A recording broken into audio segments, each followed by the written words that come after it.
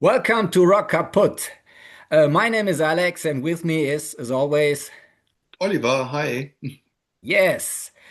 And tonight we are ranking the catalog. It's a short catalog of the stoner rock legends Kyuss from the 90s. Yes, finally, I've been waiting for this for a long time because I'm a big fan.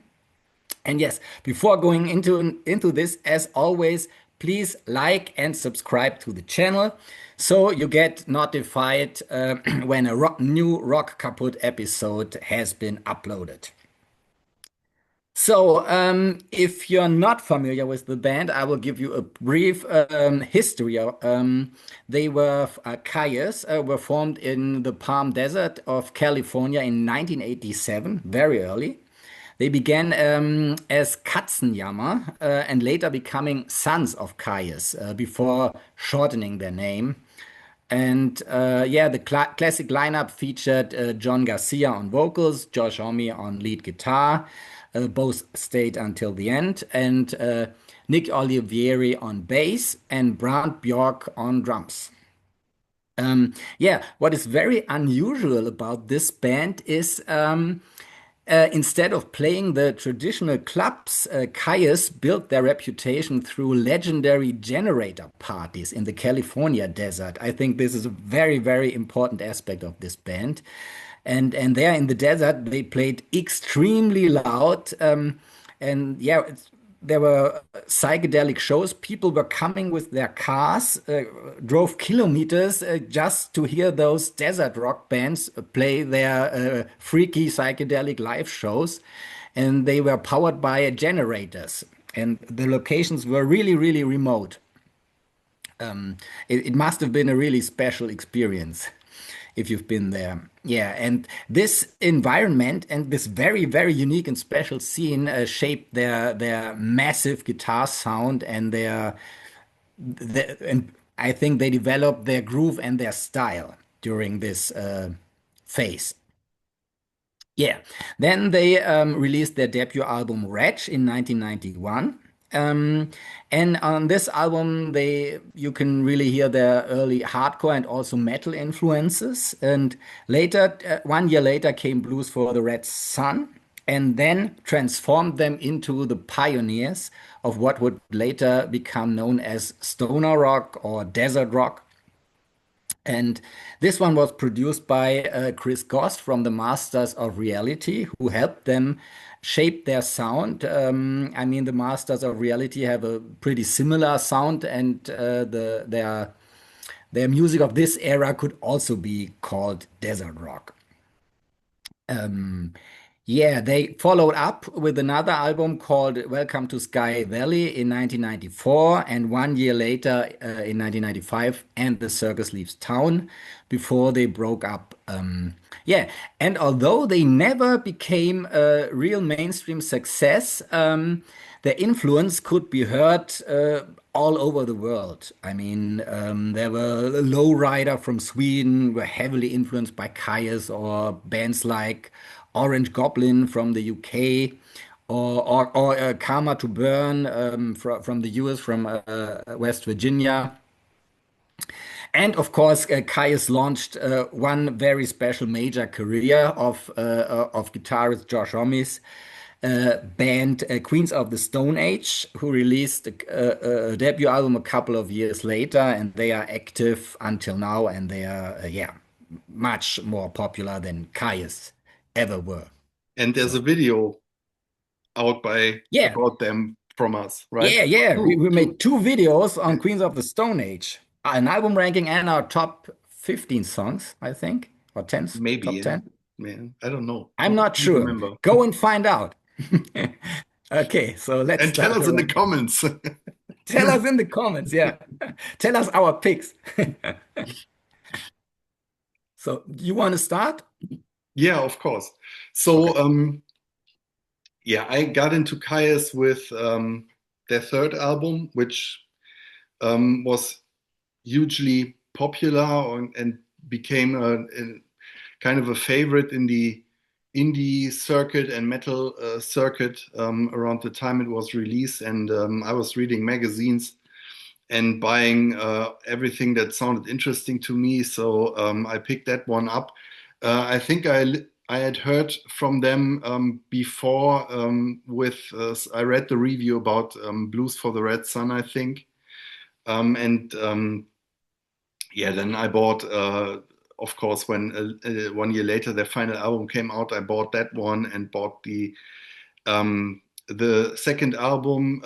But up to this point, I have never heard their debut. That was a first for me for this exercise. Um, yeah, not much to say about me and Kais. Always liked them. Um, and yeah, listen for this short period of time that they were active. I listened to them a lot, and many people around me love their sound. And I agree that their influence is hard to estimate because so many bands, even today, I mean, that whole sludge and stoner rock scene has kind of exploded in the past 20 years. There are way more bands around today than back then, and yeah, Kaius play a huge role in that development, I would say. Yeah, so just to get into the ranking, I th we have this joke that we always say, "Well, that was a hard ranking," and this time I thought the ranking was pretty easy. And yeah, the easiest pick was probably my last place album. So number four is their debut for me. Um, it's a good album, not all the way through. It's not as memorable as their better albums would be, I think. It's still a little bit rough. John Garcia hasn't yet found his voice. He's trying some different things. He has a pretty unique and recognizable voice. He has this kind of he sounds a little bit whiny, right? He has a pretty high voice, a little bit nasal, and he has that on this one, but he tries to toughen it up a bit on the first album, I think. And later on, he becomes more comfortable with his voice, I think, and doesn't try to sound like this tough rock singer guy. Um, and on this album, on the debut, Reg, they still have more shorter and faster songs. Later on, they would lock in on that massive groove they had. So here it's like you said, a little bit more usual hard rock. You can hear what they would do later on, but yeah, it's still a little bit rough. A couple of songs I really like on this one. I think "Son of a Bitch" is a great song, even if it has a not too original title. Um, yeah, their eponymous song "Katzenjammer" is one of the fast rock songs. It's okay. I think "The Law" is pretty good, long drawn out, groovy song. "Big Bikes" could also be on a later album, but yeah, for me this is the clear choice for last place album. It's very rough around the edges, and if this wasn't Caius, I don't think you would talk about this album today. It's okay for what it is, but it's not a great album. Okay. So I could almost repeat what you just said.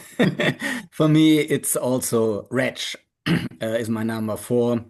Yeah, it is a good album, but it really pales in comparison to all the others. They did not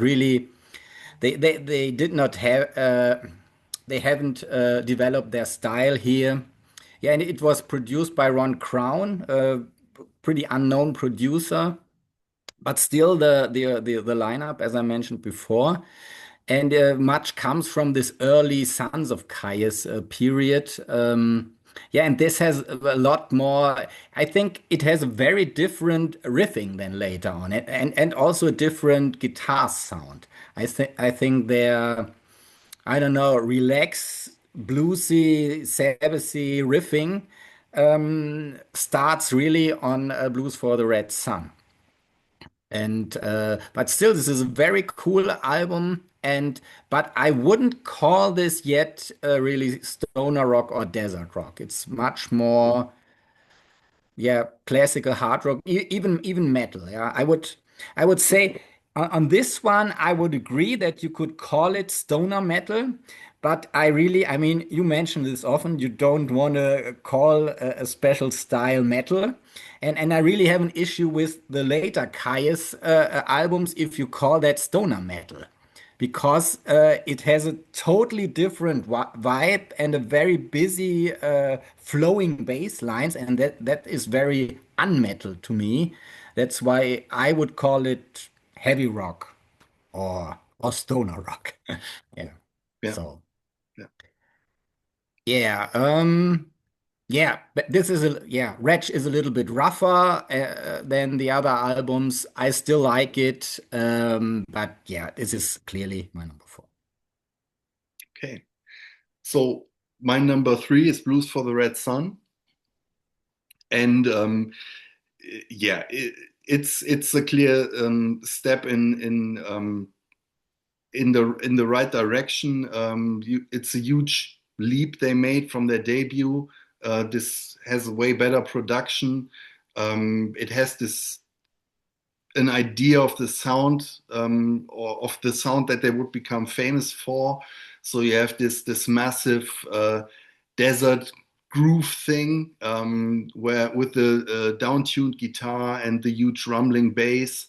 You have John Garcia's nasal whine over it, um, but still it's not really there yet. I think the songs leave a little bit to be desired. I think in the second half they lose their step a little bit, so the songs tend to bleed into each other.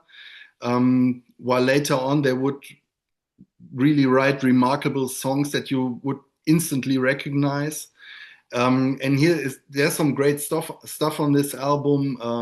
The opener Thumb is great. Green Machine is one of their first highlights, I think.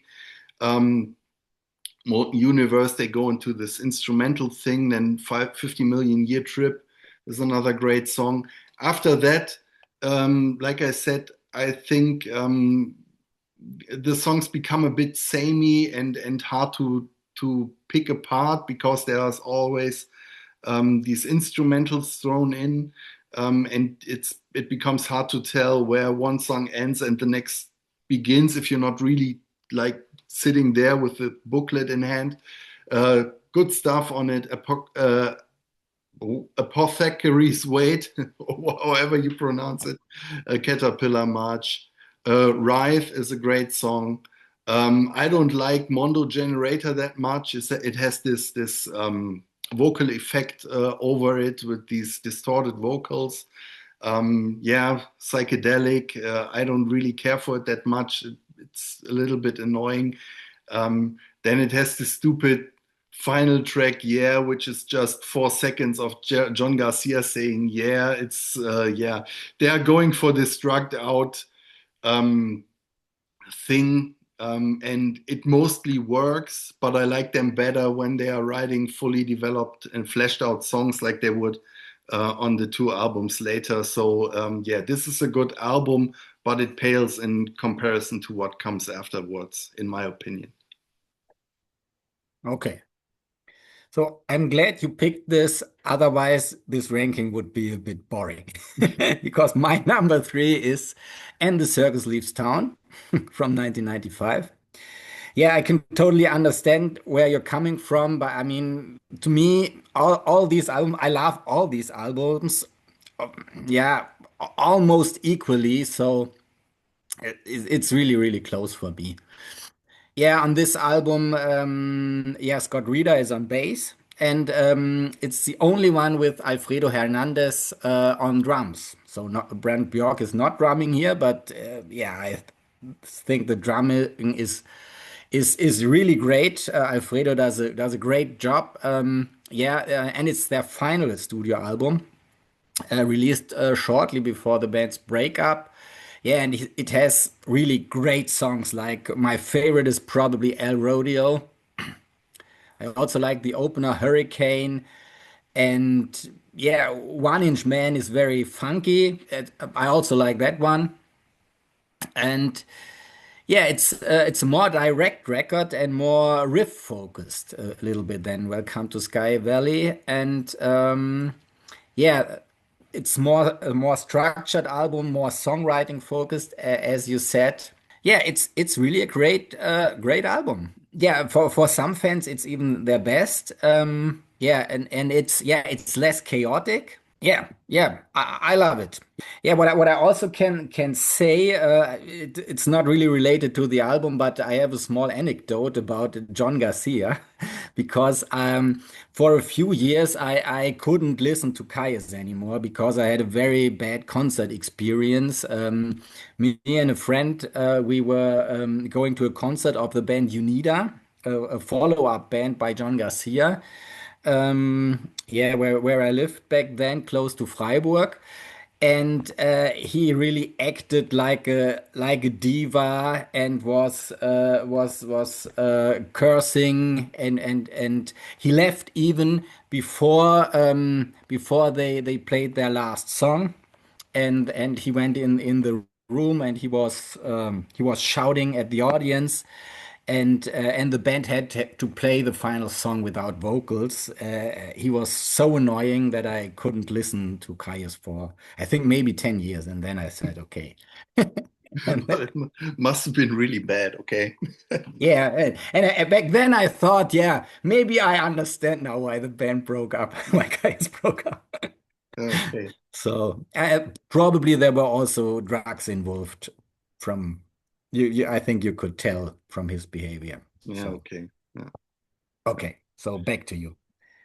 Okay. So my number two is the album you just talked about, and the Circus Leaves Town, their final album.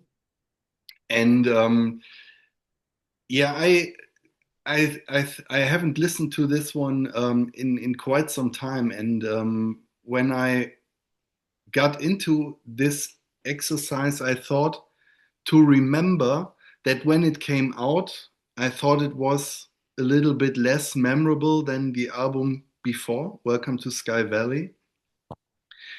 And I thought, and that was what I had memorized, that it was like too much of a copy of that album. But listening to it now, I think it's very different. And I mean, Kyuss are mostly recognized for this massive sound they have, and not so much for the songs. I think most people would have a hard time to remember certain songs, and they didn't have a hit single in that sense, but you remember that sound that they kind of yeah, invented and made popular. Um, and yeah, but it's a sound that's, and I think you can hear that with most of the stoner rock bands. There's not that many directions to go with that sound. You're just riding that massive Black Sabbath groove, basically. And if you're successful, depends on how memorable the riffs are. But on this album and The Circus Leaves Town, I think you can really hear where they could have gone with that sound, because it's very different from Welcome to Sky Valley. It's more playful. Um, Yep, it's yeah, lots of different songs on it, and not all are riding this massive groove. You already mentioned One Inch Man, which is a little bit funky, you could say. Then one of my favorite songs on it is Catamaran, which is yeah, yeah, it's a beautiful song. It's a smaller song, and it's very relaxed, and it's not at all this kind of blistering desert rock thing. It's a very cool, chilling song. Yeah, lots of good stuff on this album. I was really surprised. Of course, it ends with this drawn out psychedelic thing called Spaceship Landing, which has this long break in the middle with silence, and then this CD thing where in the end there's all of a sudden it picks up again and with some bonus track or something like that. That always annoys the shit out of me today. Um, but yeah, Also back pretty. then. Yeah, right. But at first it was kind of original, and you had the impression, oh, they give me something. But now I think, why do I have to fucking fast forward like 20 minutes to get to the song I want to hear? Yeah, but yeah, so this was kind of a surprising album for me. Like it very much. Yeah, lots of different moods on it. Playful songwriting. Kind of sad that they broke up. Also, the cover artwork. It took me a while to realize what they had done on the cover artwork, because it's this mirror image of houses in a flooded town, but they put it upside down, I think. So the mirror image is on top, and It's on top. yeah, pretty cool. Um, yeah, cool album, and yeah, but maybe, I mean, I just read that there were different or several attempts to reunite this band, mostly by the other guys, and Josh Homme was always not on board with it, and then they did this thing where they, yeah, reunited under the name Kyuss Lives, and he intervened, and they couldn't use that name anymore. Maybe it will happen again, but I think he said, we had such a cool thing and unique thing, and I don't want to be this band that plays for the people who never saw us, or are reliving past glories. And I think that gives the band yeah, kind of a mystery, and I think it's kind of cool that they never did it. Um, yeah, these albums still remain special even today, more than yeah, almost 30 years, or 30 years later, right? Yeah. Yeah. Yeah, right. Okay, so my number two is Blues for the Red Sun, produced the first album produced by Chris Goss. And yeah, as I mentioned before, the singer and guitarist of Masters of Reality, and he really helped them shape their sound. He understood Kyuss, and he really yeah, he gave them this very special production. I remember back then that a lot of my friends thought, "What is this? This doesn't." One of my friends was really a very production was very important to him, and he really thought, "Oh, what is this? This sounds awful." And I mean, I think one part of the sound is that Josh Homme is playing through a bass amp, his guitar through a bass amp, and also the unusual placement of the drums, which gives them a very roomy and a lively feel. And the singer is mixed very quiet, so he has to scream that you hear him. And I think these production choices were genius. Um, a total brilliant punk rock move. And yeah, and I liked this immediately. And Kyuss really, I did not explain my how I came to Kyuss. I think it was also Sky Valley when I came in, but I bought Blues for the Red Sun on about the same time. And yeah, I immediately loved them, and I think they were one of the few first heavy rock bands I listened to. I think them and Alice in Chains were probably the first two really heavy bands, and then I got more into other heavy bands. And that's also a reason why this band is very special to me, because I kind of discovered a sound, a groove. I discovered Black Sabbath through Kyuss. So of course I knew Paranoid, but yeah, I did not really had an interest in discovering Black Sabbath before. So. I think this album defined the desert rock genre, and yeah, I love thump a lot. The opener is probably my favorite song on it. It's very, very cool. Also, 50 Million Year Trip. And yeah, it's very cool. Yeah, and it was really very, very influential, despite of the band having so little commercial success, which is very interesting. It's kind of a story like a little bit like the Velvet Underground. Yeah, everybody who listened to the band formed their own band or something.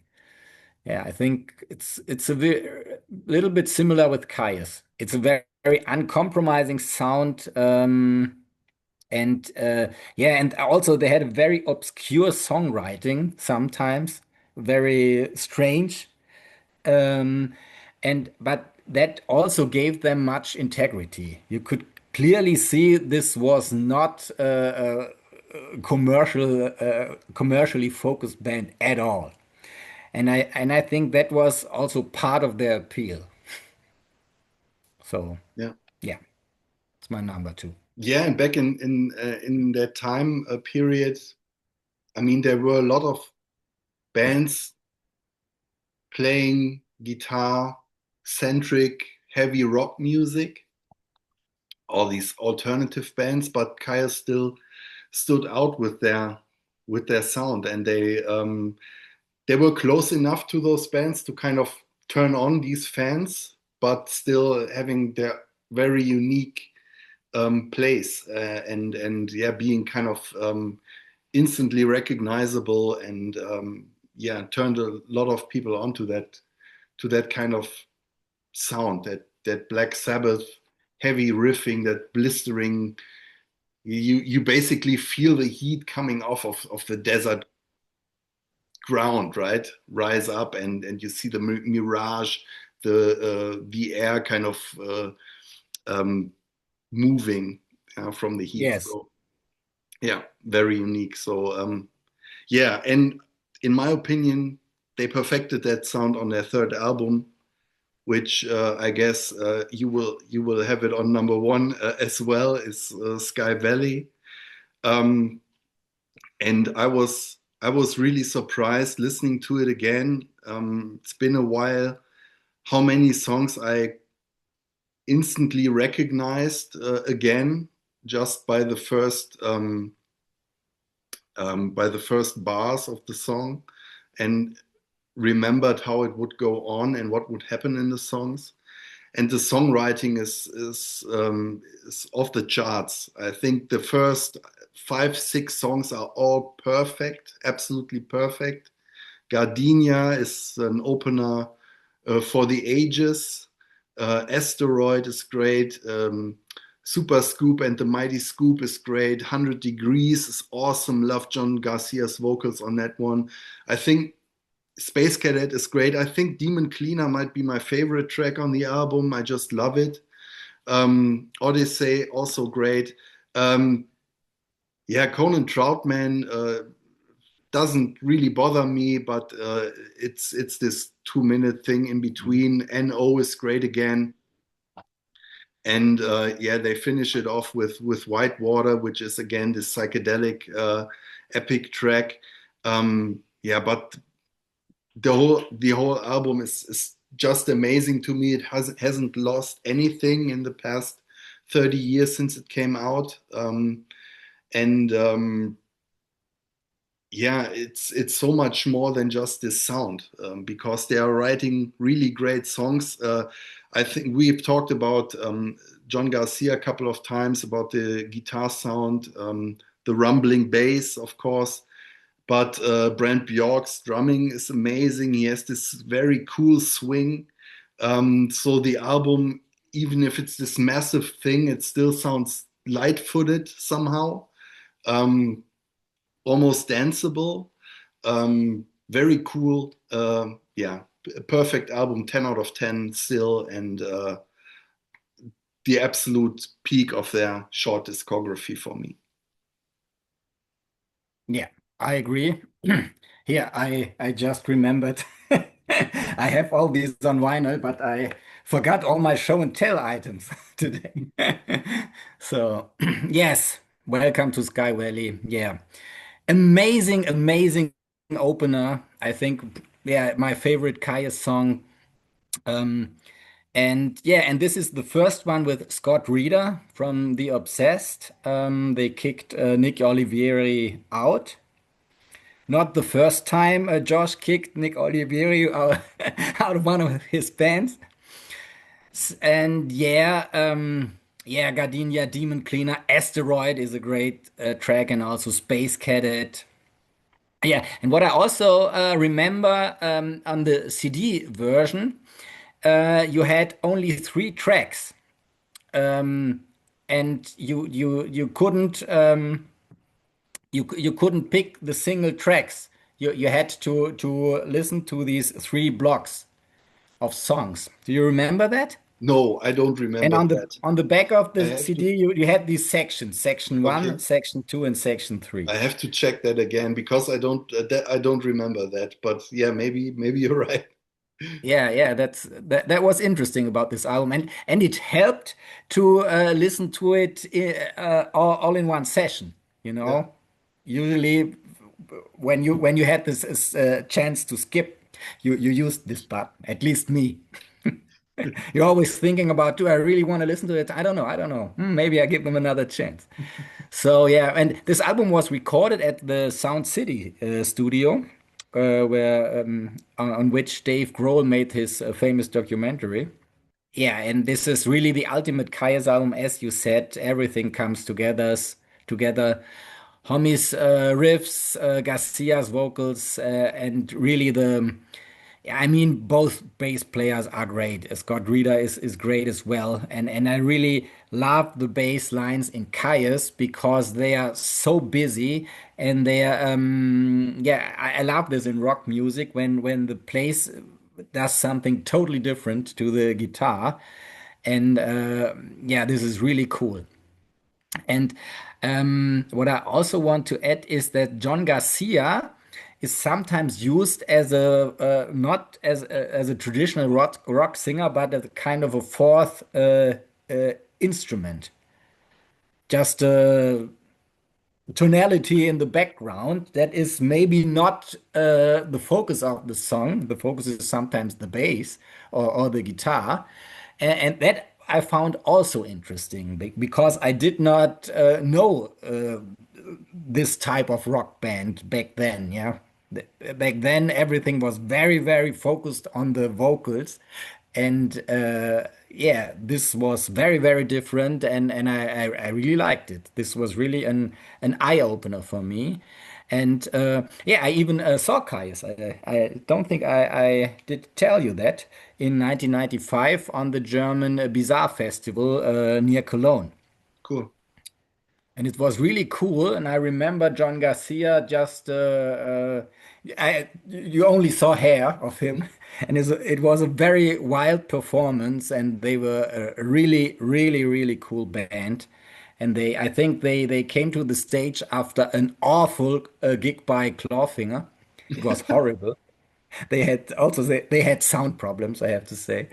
And yeah, and Kyuss were really amazing on that day. And yeah, and I think Sky Valley is one of the best heavy rock albums of the 90s to me. Agree. Absolutely. So this was our album ranking of the mighty Kyuss. Do you agree with our picks or were we wrong? Please tell us in the comments. And if you like the video, please like and subscribe so you get notified when we release new stuff. And yeah, see you on our next episode, hopefully with another great band. But which will it be? We're not sure. Bye. Bye bye.